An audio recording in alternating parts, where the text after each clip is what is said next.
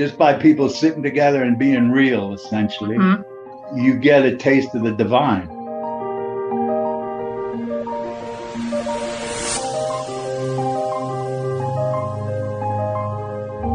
He got a grant to teach literacy in the prison. And they had a control group that didn't do any, and a group that did community building. Not only were they able to teach people how to read a lot better, but also their rates of infraction went far down.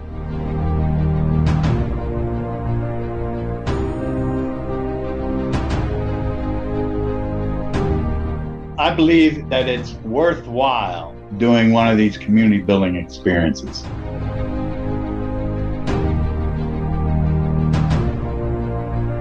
It's been a blessing in my life.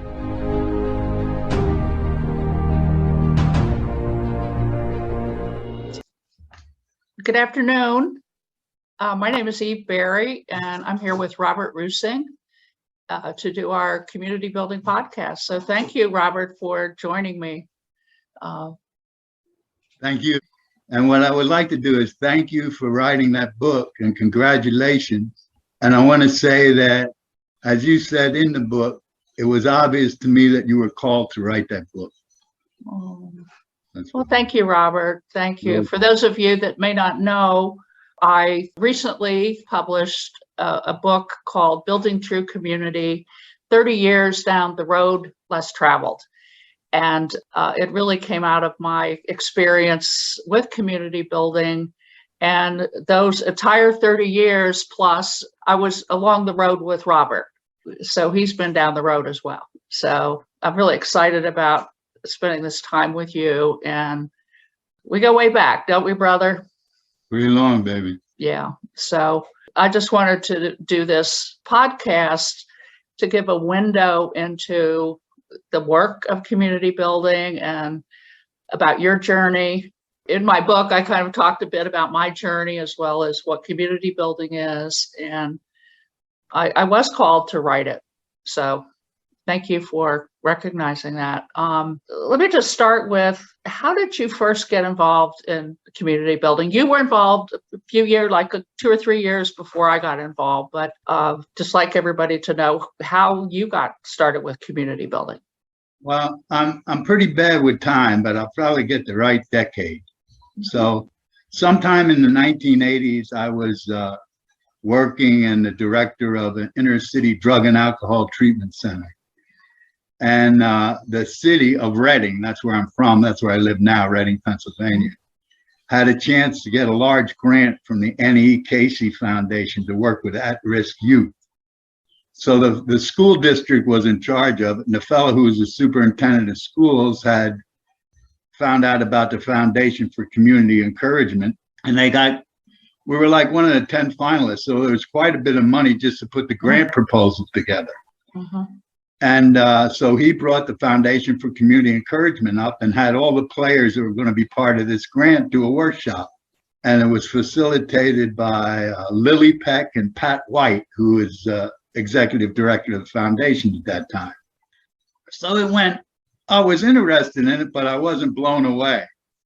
To tell you the truth, I thought, well, I do groups. I wonder if there's any money in this. And so I asked Pat White at the end of it, how do you get involved? And in those days, you couldn't just train to be a facilitator. They had to select you. So I got invited to this invitational thing. And it was quite a strange experience for me. There was a board of directors and Scott Peck and all these people. And a lot of them were like, there were several people who were authors, and I think there was a bishop there and ministers. These were people I wasn't quite used to hanging out with at that time. So that's where I first met my brother Rusty. I remember actually, so all I knew there was Pat White and Lily from this workshop. So, I mean, I can go on further, but that's how I got involved. And I remember because Rusty, there was a lady there in a wheelchair, and I was there. Pat invited me to have supper before the thing started. So she was at the table, and this guy asked her, well, how'd you get in a wheelchair? I said, damn, at that point, it would take me about 2 years to ask somebody that. And then as the workshop went on, there was people acting out and doing this and that. And I don't hardly remember saying anything. I made a connection with a few people, but I thought, well, I'm not going to get selected.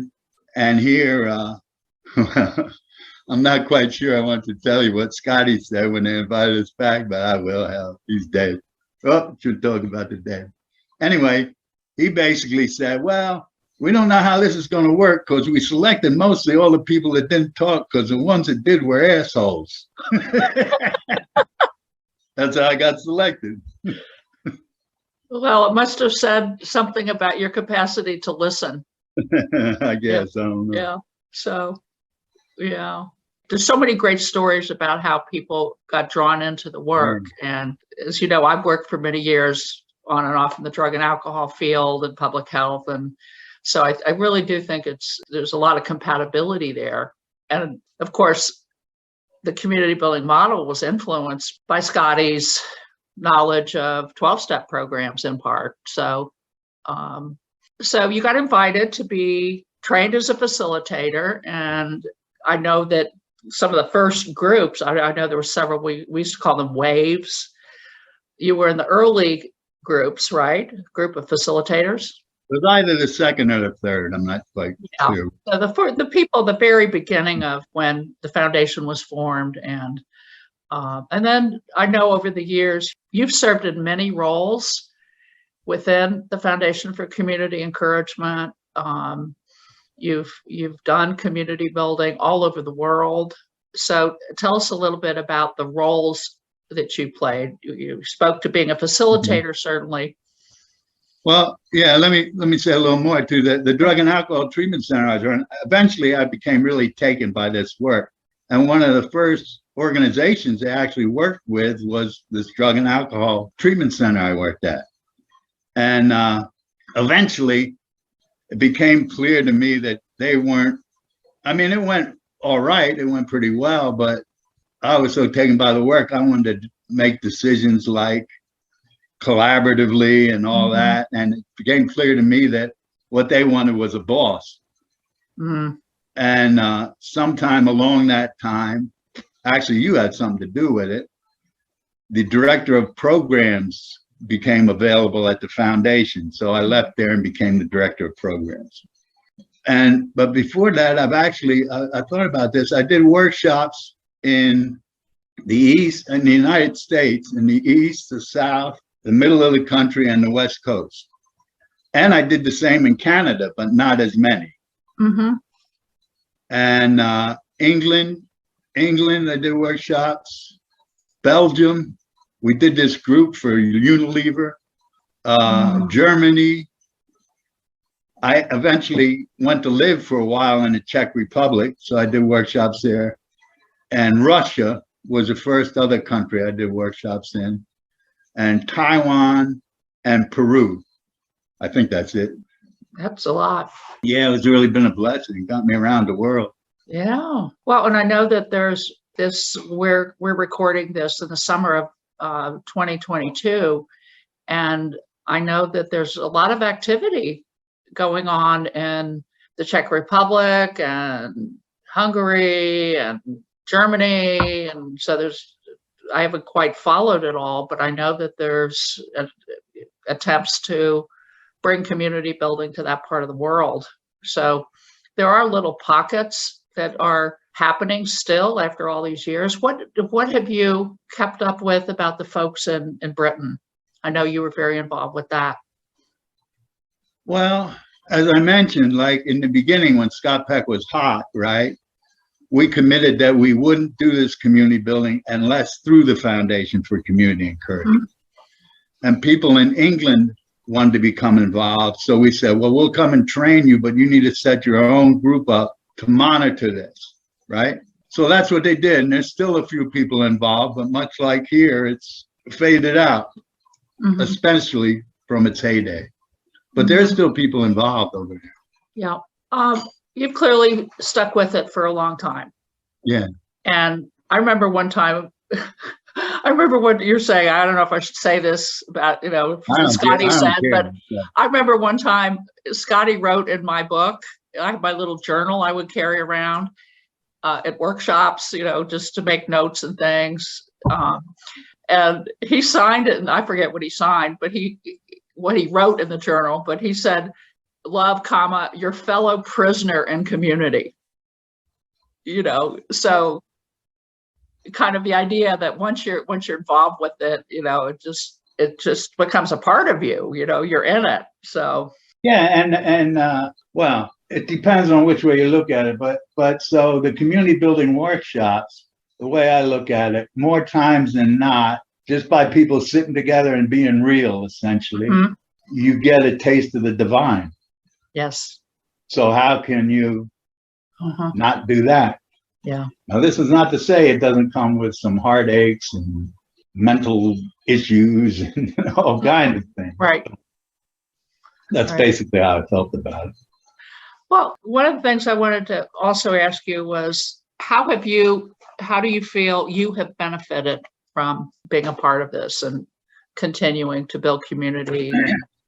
Well, for me, I would guess the three most important things in my life healing journey was I came about running the Drug and Alcohol Treatment Center legitimately. In other words, I'm an alcoholic, and getting involved with Alcoholics Anonymous saved my life and saved my family's life.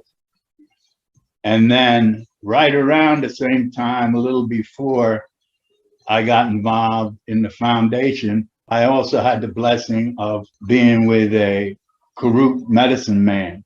And so the sweat lodges and those kind of healing journeys have been important to me. And the other important part of my journey is community building. And they all actually go together very well.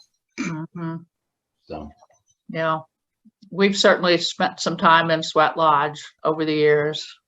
That's been really important and powerful for me. I was not as close to the medicine man, Charlie, that you were, but it was incredibly powerful memories and experience of that. And, he was a trip. And, I think that it seems like it's a great time for the world. It seems like a perfect time for community building, but the world ain't ready for it. I don't have very many hopes. But then when I saw that you mentioned Charlie in your book, there's something he would say a lot. He'd say, Robert, there's nothing impossible with you and me and the Great Spirit. So I think there's nothing impossible with you and me and the Great Spirit. But yeah. Yeah. It doesn't look too hopeful at the moment. Yeah, so, I know. It seems like at a time when there've been so many advances, there's more division than ever, as opposed to people bridging those differences. So, yeah. Well, we have a vehicle where that can be done. And now I was very skeptical about being able to do this over Zoom, but now I've seen that it can be done over Zoom. So it's like we got the whole world. But yeah, I was skeptical too. But run a party and nobody shows up. Yeah. Well, it reduces some barriers. It's certainly we've been able to do this on Zoom with people from all over the world.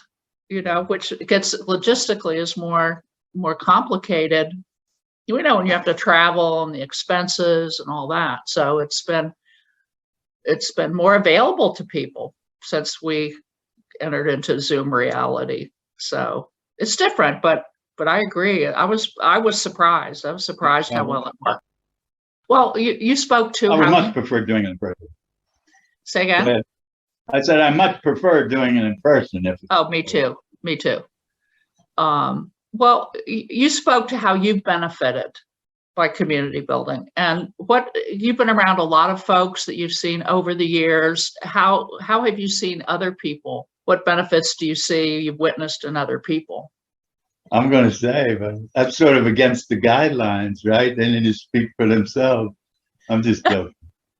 Not entirely joking, because well, it's had very limited research in the results, but one of the things they did say is the benefits of basically being able to listen, being present, being accepted. It seems to last over periods of time, more so than others.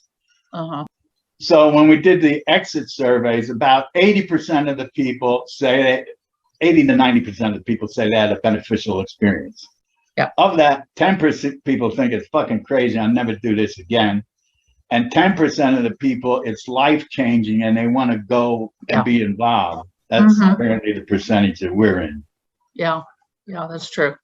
It's true. And I think it's important to really acknowledge that it's not for everybody, for whatever reasons. Well, but I mean, that's a very high percentage of people that benefited. Yeah.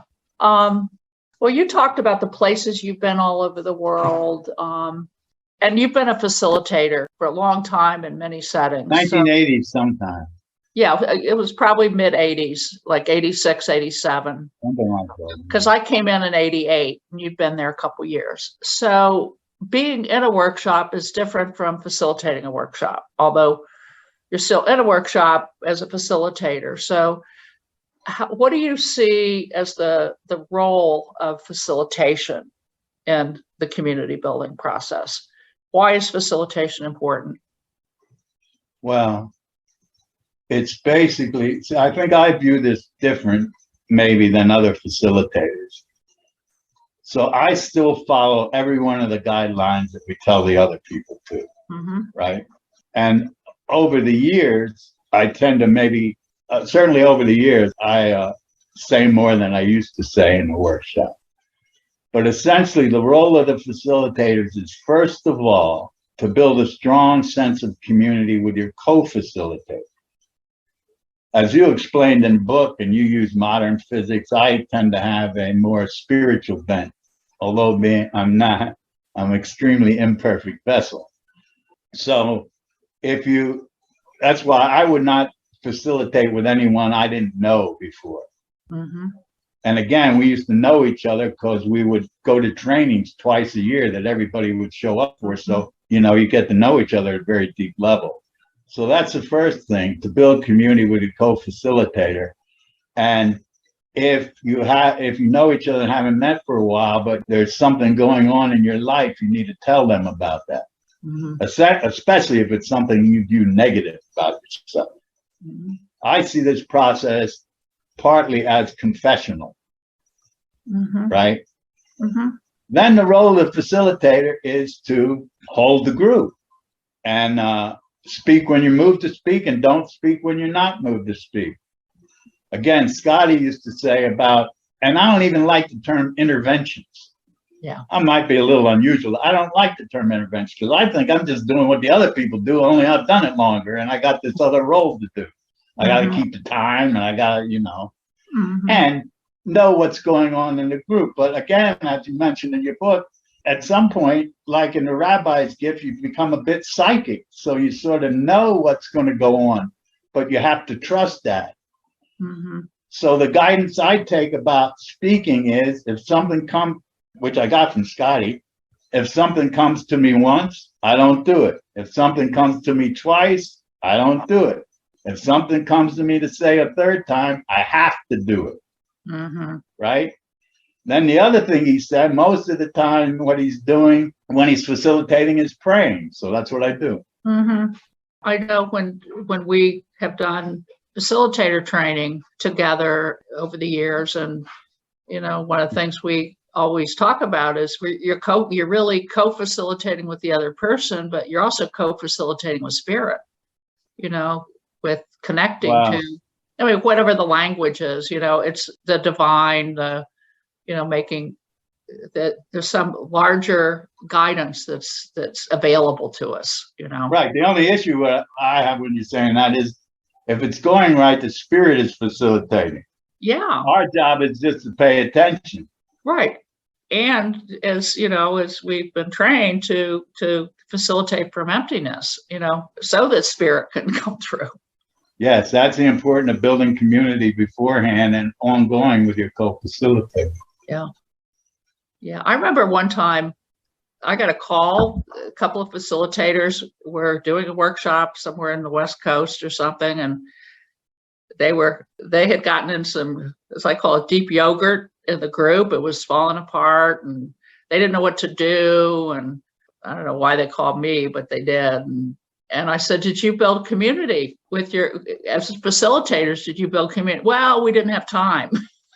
So it was really evident that a big piece of I wasn't there, but they had not done that. And so I'm just emphasizing what you've already said, which is that's really important preparation.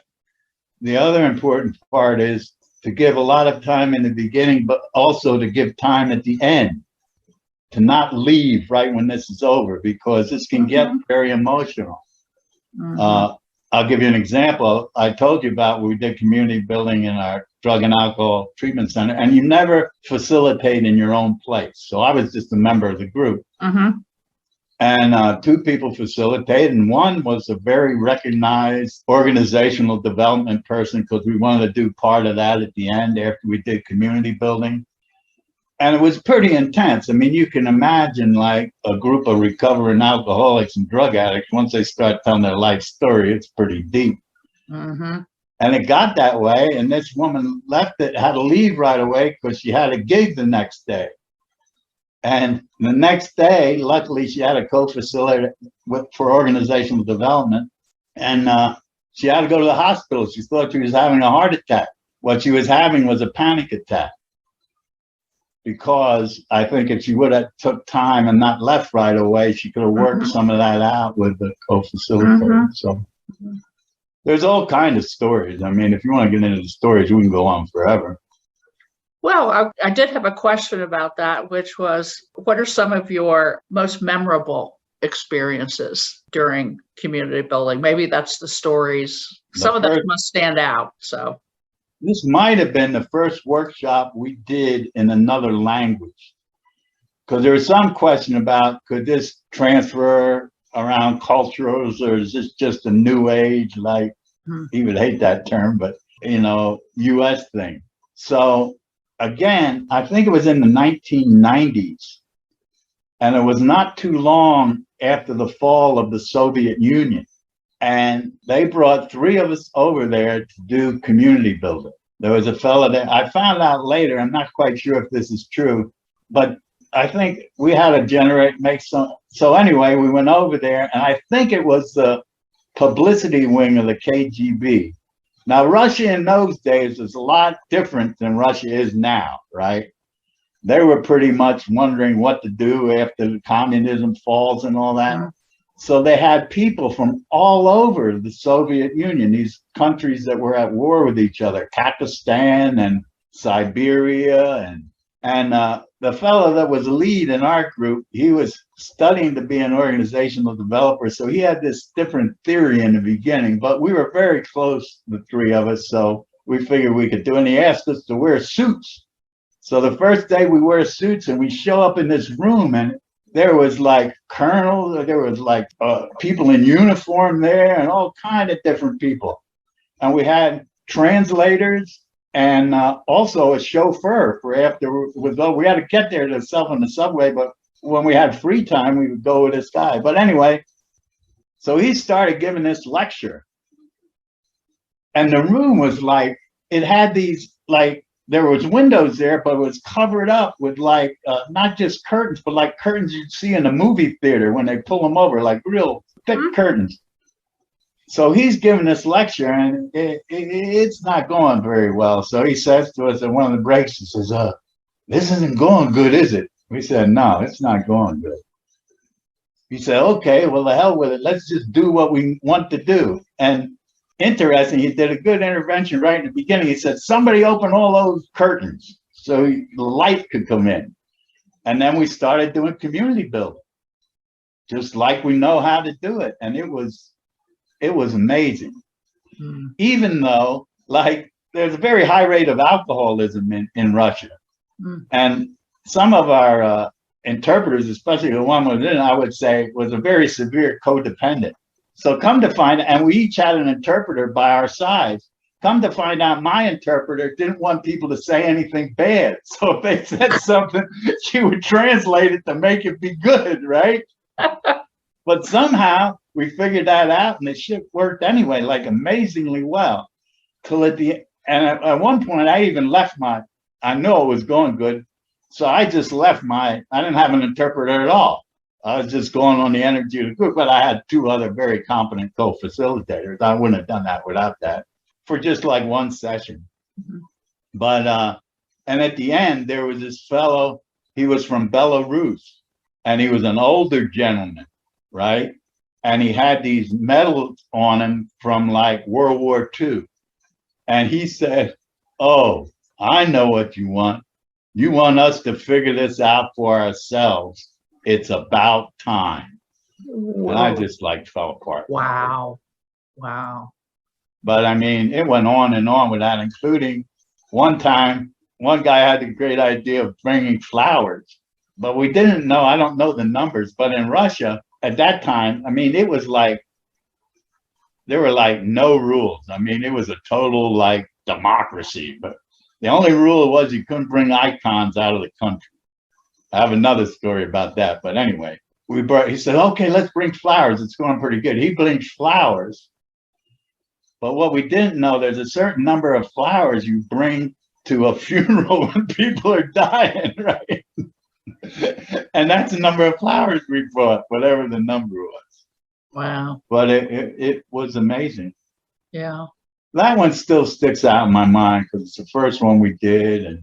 Mm-hmm. And I mean, it goes on and on. Like somehow at that time, Scotty was into exorcisms, and my co-facilitator said, "Robert, you need to read Hostage to the Devil before you go over there." So I read this book, which was one of Scotty's priests, whatever his name was, the book he wrote about exorcism. That was pretty wild. But anyway, and the people were amazing. I mean, they were, they extremely cultured. Mm-hmm. We go to the person's house and they play concert piano. They had like no money at all. And I don't know how they took the transition, because the fellow that brought us over was a professor. And what they would do, they wouldn't pay you any money, but you get everything taken care of. They get you a place to live and all, and then they just changed the capitalism like right away. So it's very harsh. Matter of fact, in those days, they were lined up around the block to go to McDonald's because it was the first McDonald's there. Mm-hmm. And actually, that might have been right when I quit the Drug and Alcohol Treatment Center, and I hadn't had the job at the foundation yet. So I was collecting unemployment, and I thought, man, I could live like a king over here in my unemployment benefits. Yeah. We went back over about 2 or 3 years later, and the cost of living in Moscow was higher than New York City. It's crazy. Yeah. But that was extremely beneficial, and everybody got a lot out of it. What other ones? Were you involved in any of the prison work that was done? Yeah, to a little bit of degree. There's this fellow, Bob Roberts, and he got a grant to work in the prisons, actually a pretty bad prison in Louisiana. Yep. So he had a facilitator that lived there. I was actually the director of programs, I guess, by that time. Mm-hmm. And he got a grant to teach literacy in the prison. And what they did was they gave a study. They had one group do community building, and I think the inmates taught each other how to read, right? Mm-hmm. And they had a control group that didn't do any, and the group that did community building, not only were they able to teach people how to read a lot better, but also their rates of infraction went far down in the prison. And I went to a workshop there with all the warden and the prison guards and all. There was one African-American fellow, and he wore sunglasses through the whole thing. I'm wondering, why does this guy have sunglasses on? And he said he was one of the first ones there, and they said they tried to get him fired. They accused him of his eyes looking funny. In other words, saying that he was using drugs, which of course he wasn't. So he made a point of nobody will ever see my eyes again, he said, in the prison hierarchy. Mm-hmm. So, and that went on for a while. Yeah, I mean, you're reminding me of how many human stories get expressed in community building. Amazing stories. I'm trying to be careful not to disclose anybody that you couldn't know who they were, but I don't think that's an issue. No, I don't think anybody'd be able to identify anybody. So you had said a bit back that that you didn't have a lot of hope for the future of community building. And I wanted to ask you how you did see the future, if there's a future. On one hand, I think you said it's really needed, but Well, what are your thoughts on that whole dilemma of why is it so hard? You know, what's the future? Is there a future? well, let me start by saying I don't know, Mm-hmm. but I have thought about it a lot.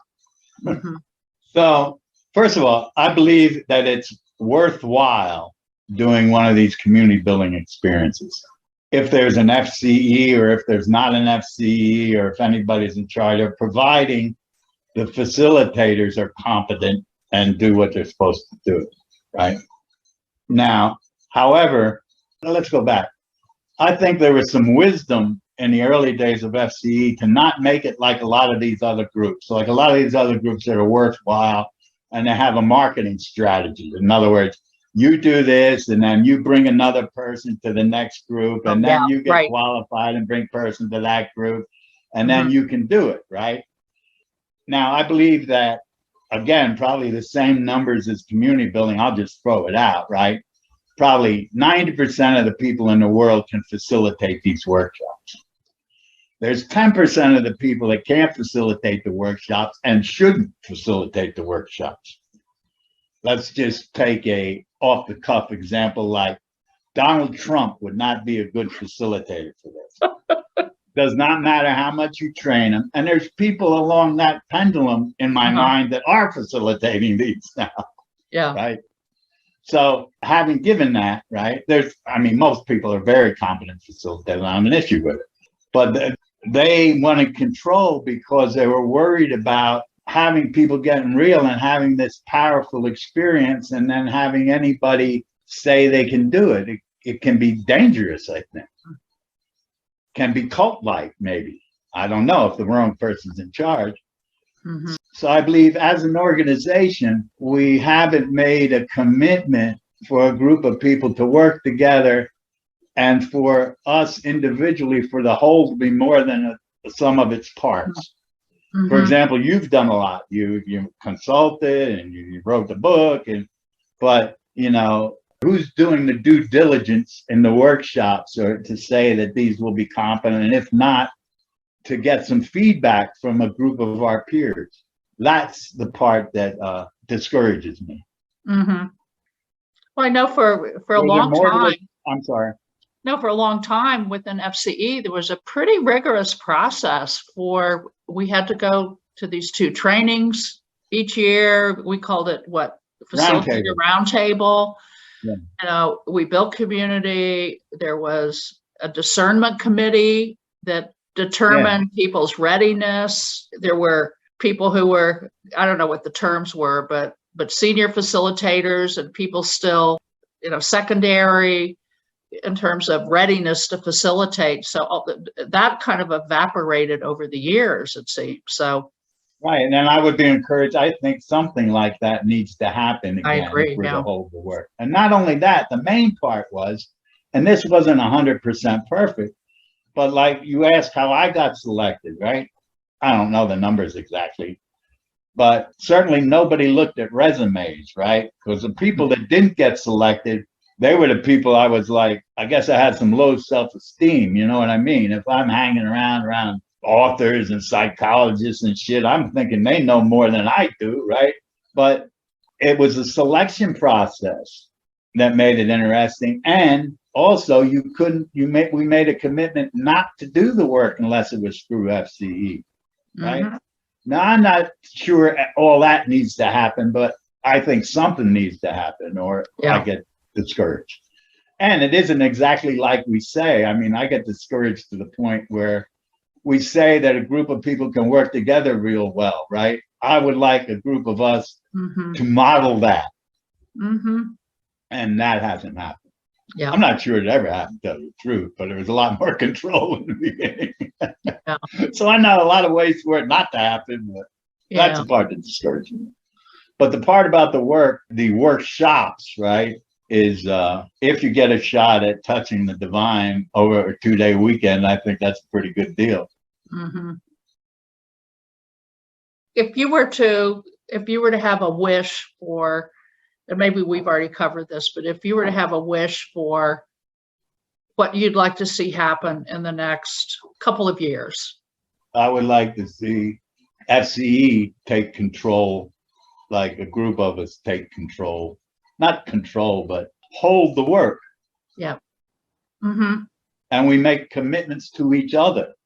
Mm-hmm. So rather than like in the end, we make commitments. This is what we're going to do together. Mm-hmm. And bring some young people then on board. The main thing is young people, because right, we're getting old. I mean, yep, you know, we're getting the age. Alzheimer's could be next. So if I'm facilitating a workshop, I got Alzheimer's. I probably should be facilitating a workshop, right? I mean, yeah, just makes sense to me, and I might not know it. This is the hard part, I would say, because the more you get to know each other, you get to know each other warts and all. And sometimes yep. that's hard, and that's the normal things in life. And it all depends the way you look at it. Yeah. I mean, part of the way I look at it is I think we're getting ready to do good. So there's another force that contracts that doing good. Some people would call that evil. So I think that's might have been what happened. But I started this off by saying I don't know, but you asked my opinion. Yeah. That's it. Yeah, for sure. Were you were at the what we call the wake at Wake Forest? Yeah, that was pretty amazing. And when there was I guess it was the decision to officially close FCE and give the work away, whatever that meant. And I don't know that, I don't know if FCE really closed or not, or because work still went on, but that seemed to be a kind of pivotal point. And I might have a better way of saying what I just said. In other words, I simply want to have a group of people who's committed to what you would call the best practices, I guess, say, of community building. We've already given the work away. That's out of the barn. Right. Right. But we could still have a group that commits to the best practices. I like that. I like putting it that way. That's well said. You know, and we've had plenty of conversations, Robert, over the years, and I remember Scotty used to talk about this where he'd say, I need community. I need community. And I know for myself, one of the, I guess, most difficult but most helpful things has been for me to discover my own blind spots, the parts of myself that I'm not even aware of. And I can only see that in reflection and in interaction with other people that it brings to my awareness. Then I can change things and grow and be a better person, and I can't do that alone. So in other words, the way I would look at it is, if I have a blind spot, by definition, I don't see it. Yeah. So if there's somebody I trust and know in community building, they're pointing something out, the least I got to do is look at it. Exactly. So that's where that comes from. And that's where I've been. And that's where the whole is stronger than any individual. And I guess you could say, corporately, I've been discouraged about the work in that level. I hear you. Well, what else would you like to share with everyone before we wrap things up? I don't know that I have anything else to share. I just want to say that this has energized me again for the work, because I've sort of let it go because of my frustrations. But it's been a blessing in my life. It's been right along with getting sober and meeting Charlie and doing this. That's been my life's work. Yeah. So I want to thank everybody for that. And if it's meant to move forward, I guess it will. And I would like to be part of that group. Yeah. Well, my own small way, the idea of just these conversations with people, it's really people telling their stories about how important this has been to them. And so it's a small thing, but I think if it generates just even a little of interest, that, well, maybe I would want to come to a workshop, and, maybe we just start small. And I always go back to the rabbi's gift, the 5 old monks in the decaying mother house, Yeah. dying order, and perhaps that spirit of extraordinary respect, and you said, I asked you, what do you think? And you said, I don't know. Just like the rabbi said, oh, I can't help. I don't know. I don't know The only about thing I that. can tell you. I do know that energy has left me, but when I first heard that and got involved in these Zoom things a couple of years ago, it bring me to tears because it became so obvious to me that we were playing out the rabbi's gift. Mhm. I don't have as much energy around that anymore, but it might be that we're still doing it. Who knows? Yeah.